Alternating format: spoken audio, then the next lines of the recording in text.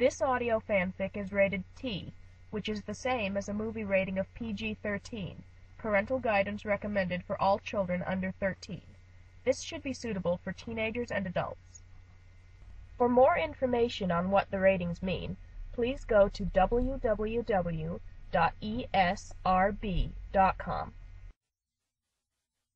Author's note. Because the 8472 have several genders, none of which I know the names for, I am arbitrarily calling all of them it in this fanfic. No disrespect is intended. And their telepathy struck me as rather visual in nature, so I'm going with that idea, rather than the traditional hearing of thoughts. I can't blame 7 of 9 for her mutiny that saved Voyager, but I also could never stand the idea of that 8472 being left to the non-existent mercy of Hirogen trophy hunters. That's not okay. As Kathryn Janeway said, the alien was only trying to get home. All of us Voyager fans understand that, I think. Can anyone see my thoughts? It is I, RippleHarmonics.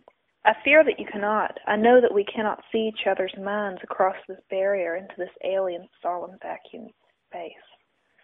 But I need your help desperately, my fellows. I am so frightened I almost cannot see my own words in my mind. This place is a nest of horrors. I cannot move my limbs because of the dense netting in which they have suspended me, and everywhere I look I see weapons of slow killing. They are placed that way for show, I know perfectly well. Even now the thought fills me with disdain.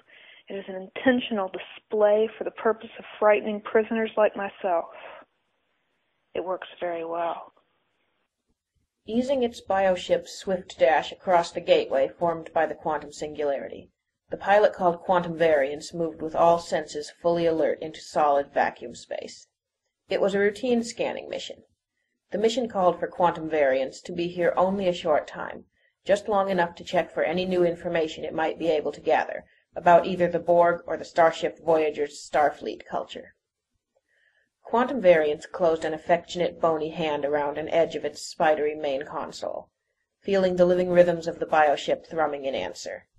Like any pilot of any species, it loved its vessel and felt a sense of companionship with it. The pilot's face relaxed into an expression of pleased enjoyment, but its star-pupiled eyes remained as focused as a pair of laser beams. Its second hand moved swiftly across the controls of the sensor console. If there was anything that needed to be discovered out here, QuantumVariance knew that it would quickly learn it. Even though all of you must be too far away for me to reach, I will show you what has been happening to me. The act of projecting the information will help me to maintain my discipline and keep from panicking. I could kill myself, I know, with the death poison we all carry locked in our cells, but I cannot, somehow, even though I am terrified and almost without hope. If I did, it would be my fault. I died before making it back home. Months ago, I was left behind in this alien dimension. The rest of us, my companions on our mission, managed to get back to Patterns of Light, our home, the place our enemies call fluidic space. I am glad they are home now. After I was stranded, the Hirogen murderers chased me across the wide reaches of this alien space. So many times I thought I had eluded them, but then, just as I dared to hope each time, they would appear from the very heart of whatever area I thought my safe refuge from them. I've come to realize that it was all a part of their game all along. Somehow their minds and emotions managed to derive pleasure from the idea of another being suffering for suffering's sake. I wonder where my captors are now. I know they must be leaving me to wait on purpose, making me wonder just how long it will be before their final savagery against me begins. I'm scornful of their small-minded cruelty, but I cannot keep my body systems from accelerating, as if there could be some way I might either fight or flee, and yet I still cannot move. Our people can rip apart so many materials, but the Hirogen fashioned my restraints out of a substance I can neither break nor phase through. It seems impossible that such a primitive race could find a way to immobilize one of the people of light, yet perhaps it is because they have devoted almost all of their mind's power to the pursuit of cruelty. Maybe that is why they are successful at hunting and killing, because they do so very little else. The monstrous beings have not returned. I will continue sending out my tale, and I will try not to give way too completely to the hope that somehow a friendly mind might witness what I say. To someone in my situation, hope can be as dangerous as fear. The console of QuantumVariance's ship lit up with a pattern of warning flashes, accompanied by a half-audio, half-mental signal of piercing, chiming tones.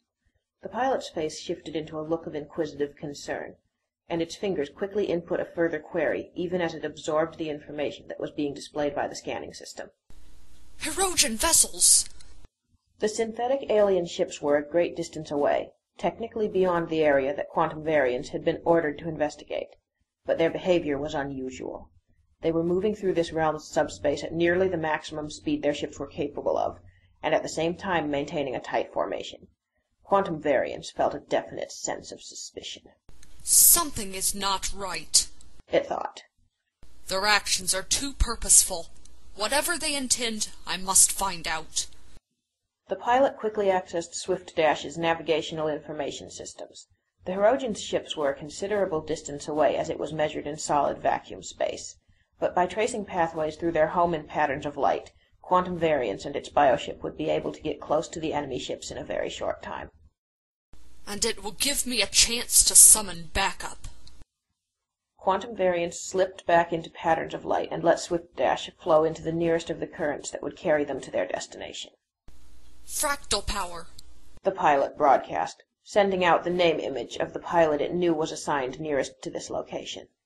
I'm going to investigate the peculiar actions of some Hirogen ships in solid vacuum space. Briefly it transmitted the image of what the Hirogen vessels were doing. Soon it saw the burst of colors that signaled Fractal Power's understanding and agreement to the request. That was quickly followed by the actual words of the other pilot's reply. I will meet you there. QuantumVariance and Fractal Power flew along swiftly converging paths towards the agreed-on point along the Hirogen's flight path, where they hoped to intercept the hunters' ships.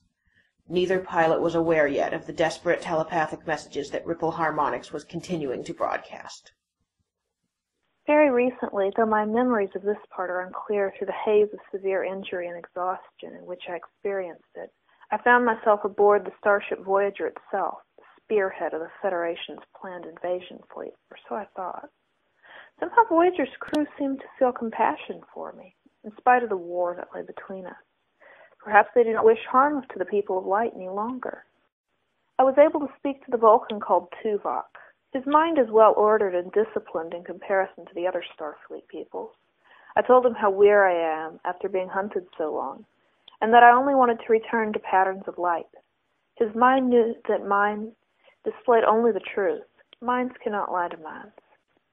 Their captain, they have so many people aboard their lifeless ship, so many to do the task of one pilot, so that she would help me to return home, but there was a problem. Voyager had a Borg drone on board. I understood the look in her eyes as she stared at me. That drone wanted murder. I believed Captain Janeway, whose eyes and mine both showed such a radiating sincerity. I believed the rational-minded Tuvok.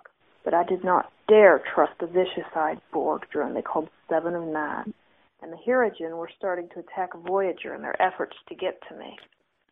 At first I had little choice. I was too weakened by my injuries to do anything but lie on their starship's inert gray flooring. Soon, though, I began to recover. I interfaced with one of their control panels and tried to open a singularity through which I could return home. I almost succeeded, but then one of the Hirogen hunters arrived. I fought him, filled with hatred of my own for him because of his brutality. I was about to destroy him when the Borg drone took advantage of my distraction to transport both me and my enemy to one of the Hirogen ships. You would be proud, my friends, if you knew how I had fought then. I killed 3 of them within the first few seconds I was aboard their ship, and 15 more descended upon me. Some struck me with energy discharge weapons that paralyzed the areas of my body they touched. Other Hirogen wrapped me with their tangles and masses of the same cursed netting, and I am now imprisoned by. In the last second of my partial freedom, I clawed 4th Hirogen and released my immune cells into his body. He must have died within minutes, but the other Hirogen only laughed as they finished binding me. Perhaps I should release my toxins in my own body now. No, I will not be responsible for my own death. I know self-killing in such a plight is no shame to our people, but I feel unable to let go of hope, even though I fear it is only a kind of madness that lets me still hope at all now. They are returning! The hunter who is dominant over the fellow Hirogen is in the lead. He has stopped just inside of the doorway. His eyes look up, staring into mine. I know he is aware of my fear because he is smiling cruelly at me now. The Hirogen laughed harshly. I believe it is time to collect my trophy. He began to walk slowly towards the tightly bound prisoner who hung suspended from the ceiling of the small chamber. This has been a good hunt, and I will enjoy its ending. He knows I am afraid, but I will not display my pain to him when he begins to inflict it. I will not struggle. I will not allow my face to twist in pain. I will not even let myself produce sounds of suffering, and yet, how can I help it? I'm in so much pain already. Now he is moving towards me, and he's holding the cutting tool in his head. Oh, people of light, help me. I do not want this death.